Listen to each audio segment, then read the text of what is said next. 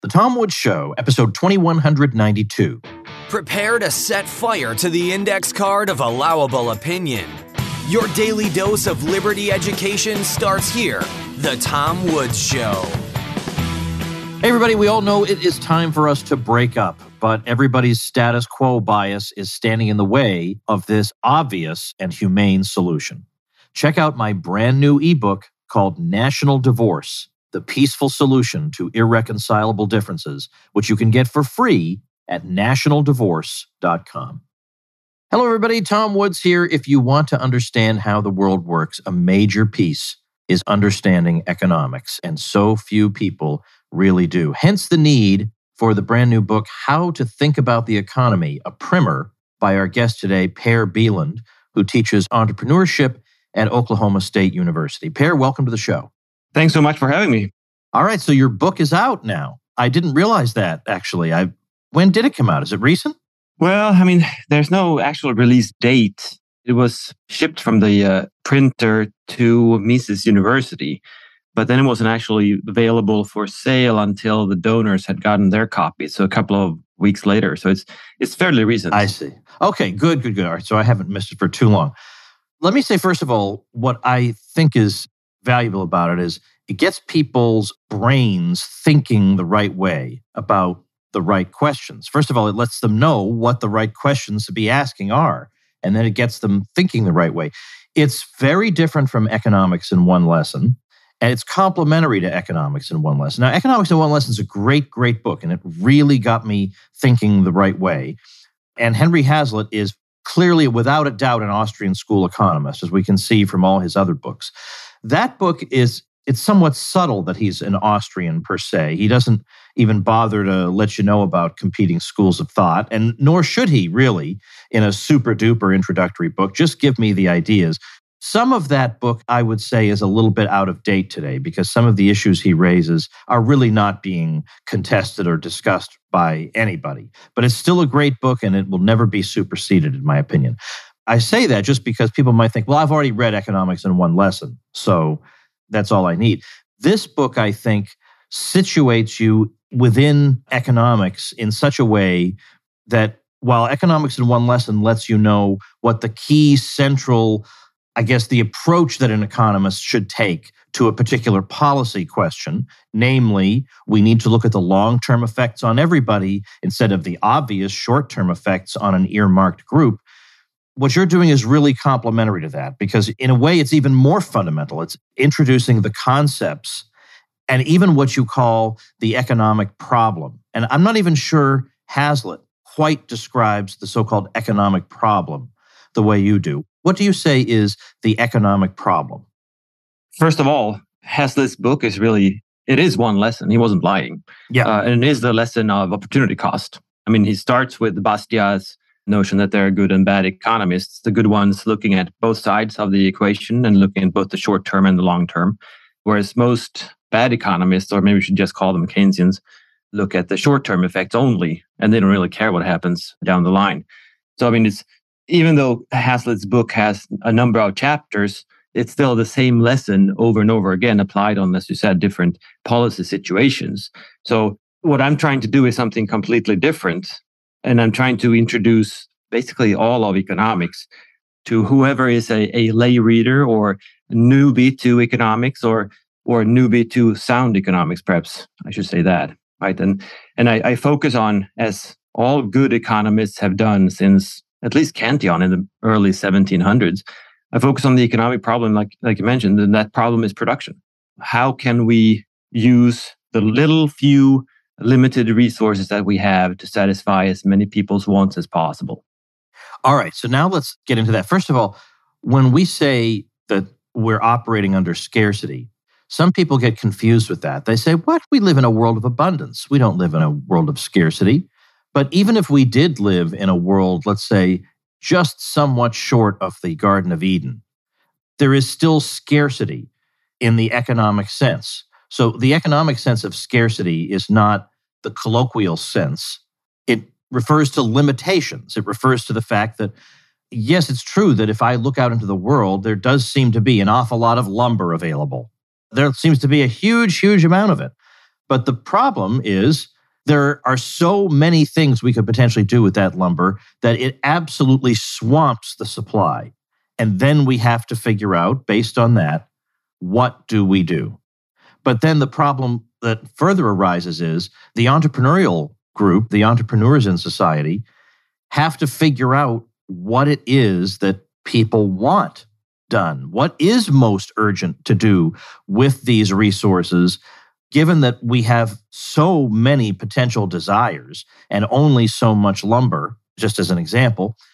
How do they figure out exactly which things the public wants? They can't just send out a questionnaire. Given that there are so many competing uses for this lumber, what do they do? Well, right. That's the main problem in the economy overall. And there's another issue there too, and that is time. Right? If I start producing now, I won't have the products actually produced and ready for consumers until at a later point. If you produce a new model of a car, it can take 10, 15 years before it's actually ready for consumers. So you have to not only figure out what consumers value, but what they would value in the future. Yeah. And that's, of course, a different person. It's a different situation. It's a different market. You don't know what kind of competition you might be up against in 10 or 15 years. So that is a huge problem, that production takes time, and we have to use resources in the present to produce goods that are of value in the future. And how do you do that? Well, I mean, the Central Planning Committee would not be able to figure that out at all. Instead, the only thing we can do is have as many smart, ingenious people as possible imagine how they can serve consumers in the future. And then they compete with each other for the resources. And that's the only way that we can get even close to satisfying consumers. And of course, history tells us that this system of a decentralized sort of an intellectual division of labor, as Mises called it, right? We have all these people with all these visions and all these imagined goods and services that consumers potentially will like. The system has served us really well since the Enlightenment, when we actually started working with this type of system and sort of got rid of monarchies and these top-down societies. I want to ask you for maybe a bird's eye view of your book. You're taking the reader on a bit of a journey through economics, but it's not the kind of journey you'd be taken through if you were reading college textbook on economics. That would take you through a bunch of self-contained chapters. Here's the chapter on this, here's the chapter on this, here's the chapter on this. And there's no sense that we're building something. We're starting with a few fundamental ideas, and then we build to the next thing, and then the next logical thing occurs, and then the next logical thing occurs. I remember having the sense from the economics textbook that I studied from that economics seemed to be a bunch of hermetically sealed concepts that were contained in separate chapters. There wasn't a sense that one leads to the other, and they're all integrated in some way. So can you just give us briefly the story that you're telling over the course of this book? Yeah, of course. Economics is one system. You can specialize in a specific application of it, but the economic system is fully integrated, and thus economic theory and economic understanding has to be as well. There's no way you can simply say, oh, I'm a labor economist and I only study labor and I know only about labor, but I don't give a damn about the rest of the economy. That's simply not doable because, of course, a laborer is also a consumer and perhaps a father or a mother, anything else in the economy, right? We have different roles, so you can't really focus on one part. You have to understand the whole thing and where this person in this capacity fits.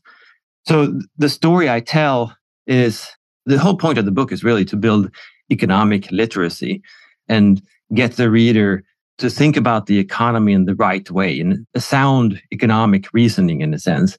So I start out by simply saying, what is economics about? What is the economy?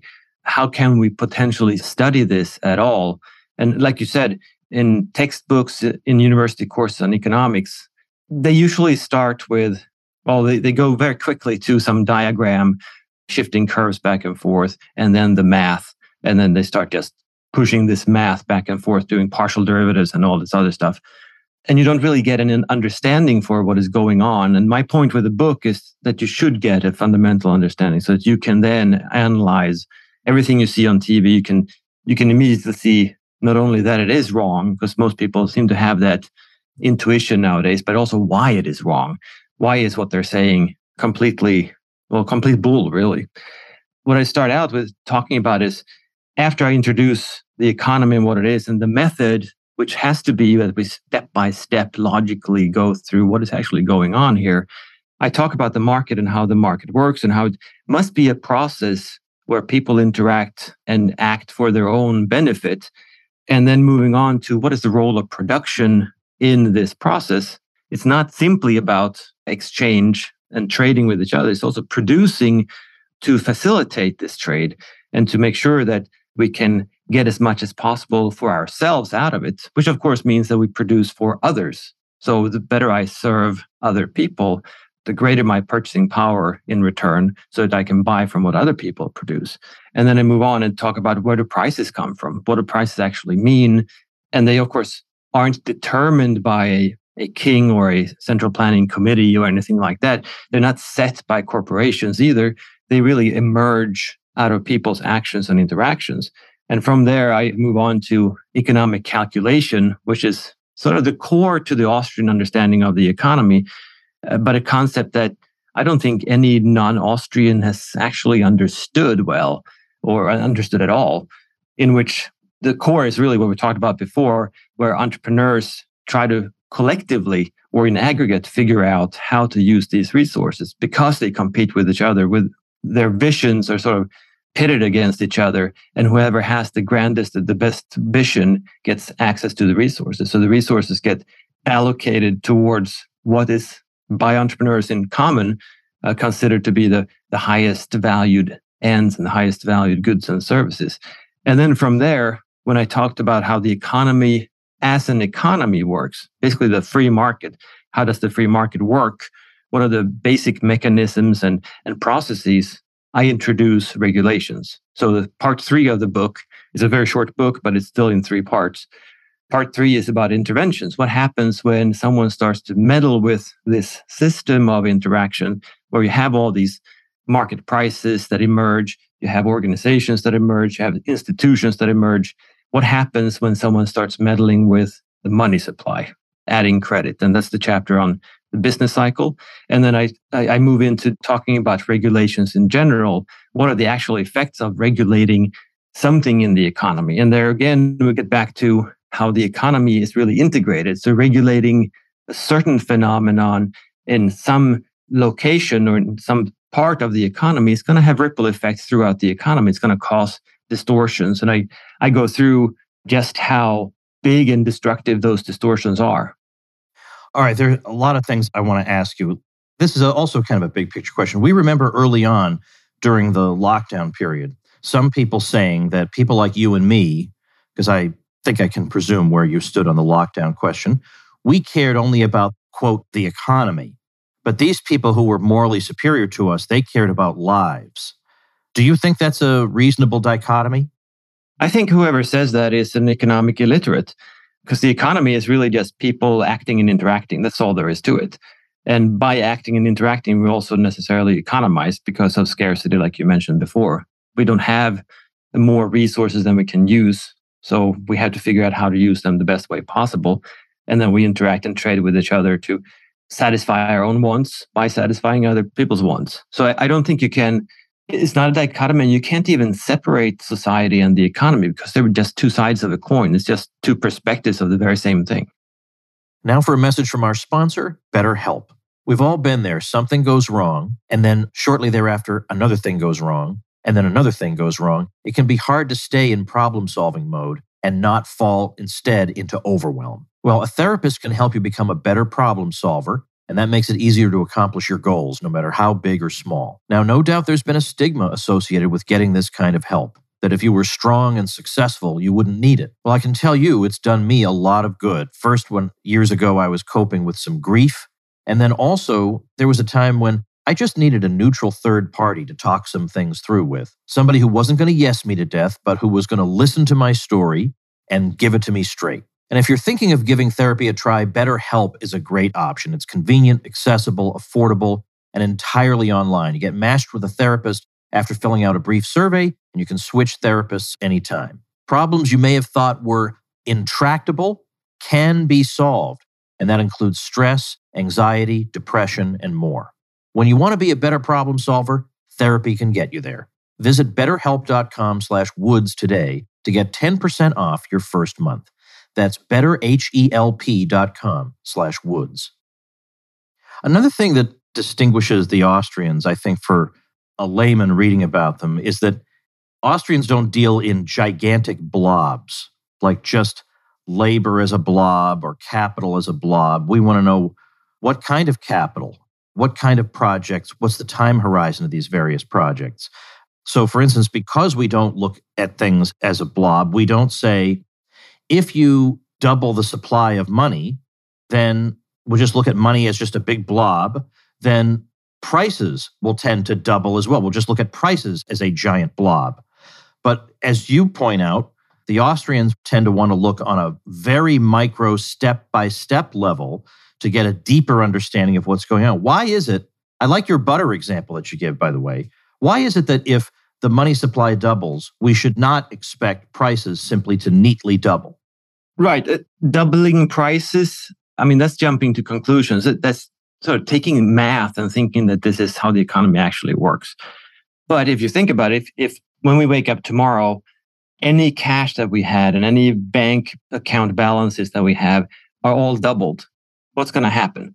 Well, first of all, the prices have not adjusted yet. The prices will adjust, because it's not the case that people realize, look at that, I have $100 in my wallet instead of $50. No, everything I sell I'm going to double the price of that. No, of course not, because you don't necessarily know that everybody else has more money, and you don't know that they will necessarily buy what you're selling at double the price. So you have people waking up at different hours and people reacting in different ways to this new money. Some people will say, whoa, wait, look at that, more money. So I'm going to go and I'm going to have a blast. I'm going to buy a bunch of ribeyes for tonight instead of the hot dogs that I had planned because I have more money. So you go to the store and you buy ribeyes, which of course means that there's less ribeye left for others, but there's also more hot dogs left for others who come later to the grocery store. And some people are going to say, well, with all this money, I'm going to put some extra in my mattress for a rainy day. So we're going to act differently and at different times. And that's going to have different effects on the prices of those actual goods that we buy. So if you go through this logic and step by step think, okay, wait a minute. If someone chooses ribeyes over hot dogs, then obviously someone else will not be able to buy those ribeyes. There's going to be less left for whoever comes later, but there's going to be more hot dogs, which means that whoever is a more prudent store owner will probably raise the price a little bit of ribeyes and maybe lower the price for hot dogs, or at least keep the price as it is. And it's those changes to the prices in stores and people's responses to those prices that will determine the new market price with this new money that entered the economy. So even if we would sort of do the helicopter money thing that Ben Bernanke sort of suggested back in the day, it would still not mean that prices would double. But of course, usually in the real world, we can't magically double everybody's cash balances. So usually the money also enters at a specific point in the economy. Say through the banking system, it will enter one industry more than other industries. So the effect will already there be uneven and unbalanced. So there's simply no way that prices will exactly double all across the board, because people's behavior will be different, just responding to the different number in the bank account and the balance that they have there. Yeah, just think in your own situation, would you necessarily want twice as much of everything you ordinarily buy? You were about to go down and buy a stapler, but because you have twice the money, you're going to buy 2 staplers? Why would you? I mean, 1 stapler does the job. Unless you have some peculiar reason to need 2. I want to know, I've asked this a few times of people who've come on here, because I find this fascinating. The entrepreneur plays a central role in the way the Austrian school looks at the economy. And yet, if a non-Austrian had written a primer like yours, that person would not really place the entrepreneur at the center of the drama that's unfolding.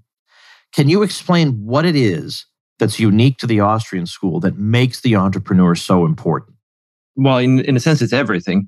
But I mean, the entrepreneur is really the person trying to figure out how to satisfy consumers in the future. The way I usually say it is that most economists and also people, lay persons who are looking at the economy, they look at what is actually in existence right now. So they see the economy as, well, it's Microsoft and Facebook and Apple and those companies producing whatever it is that they're producing right now. Well, to an Austrian, this is just a snapshot of the process. The process will continue from here, and the process preceded what we have right now too. So the businesses that are in business today are the businesses that survived the competition and the weeding out of businesses not producing enough value yesterday.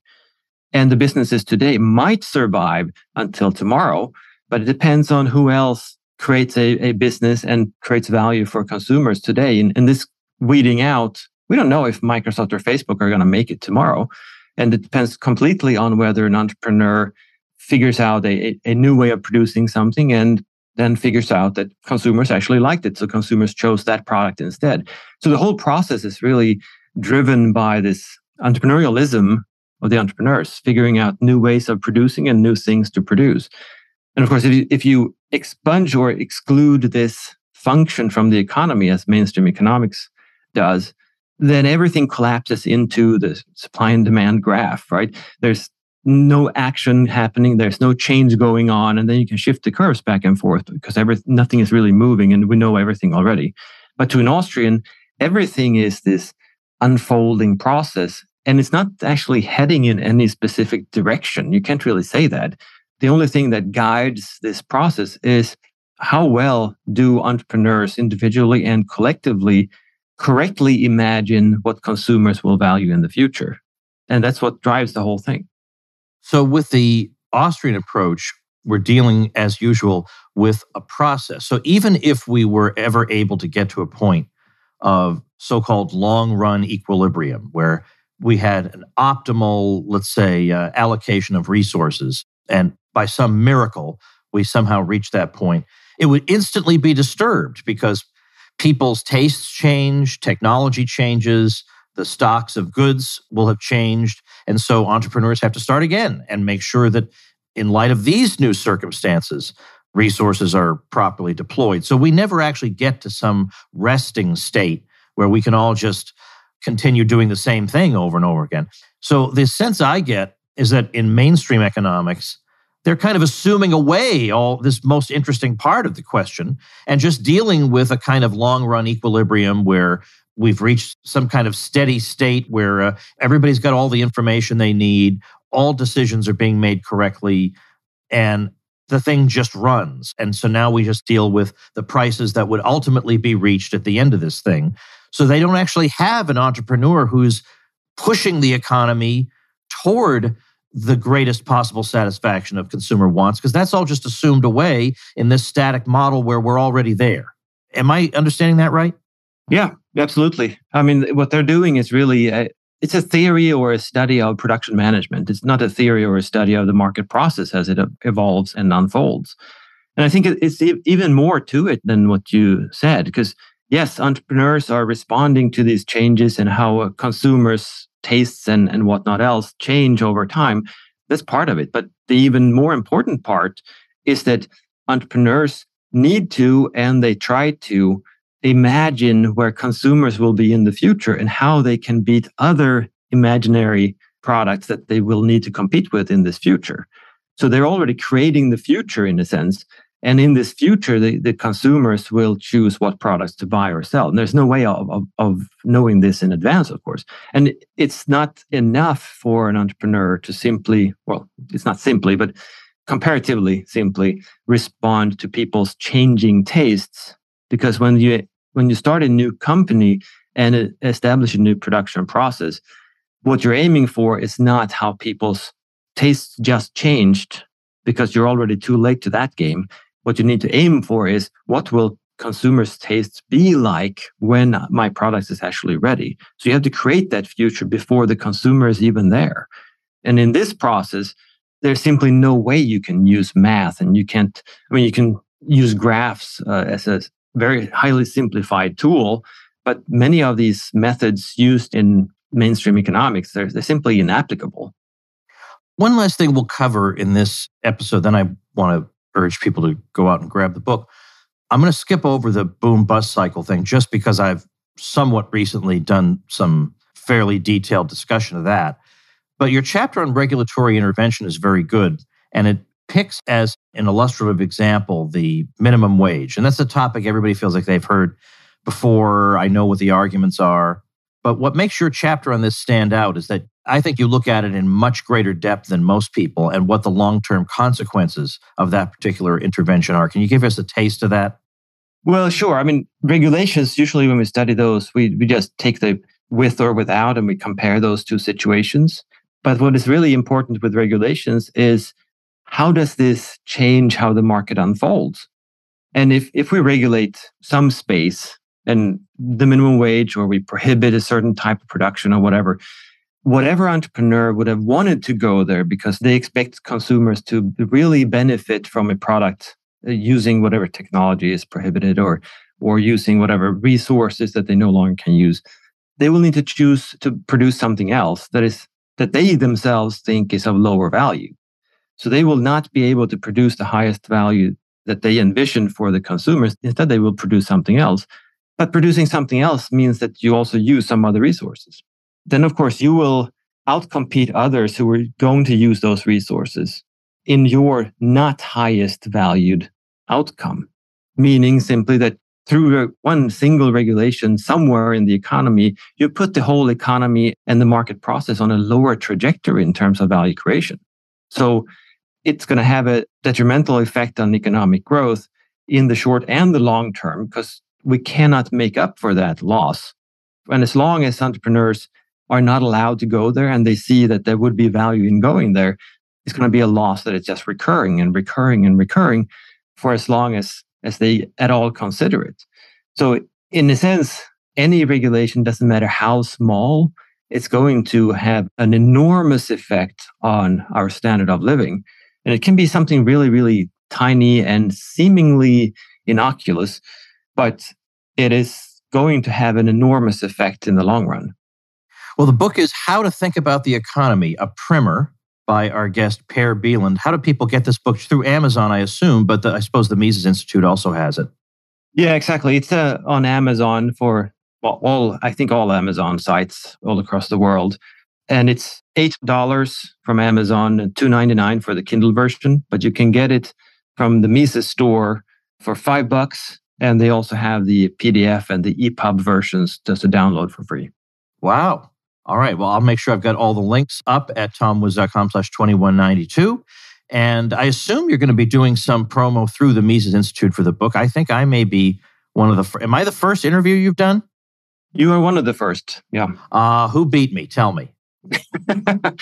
I had a couple of... they're definitely smaller podcasts, so you're the first big one.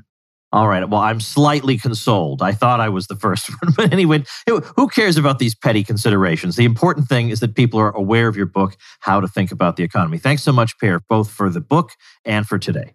Thanks for having me. All right, folks. I forgot to mention, actually, that Per is a fellow at the Mises Institute, which is where I originally met him.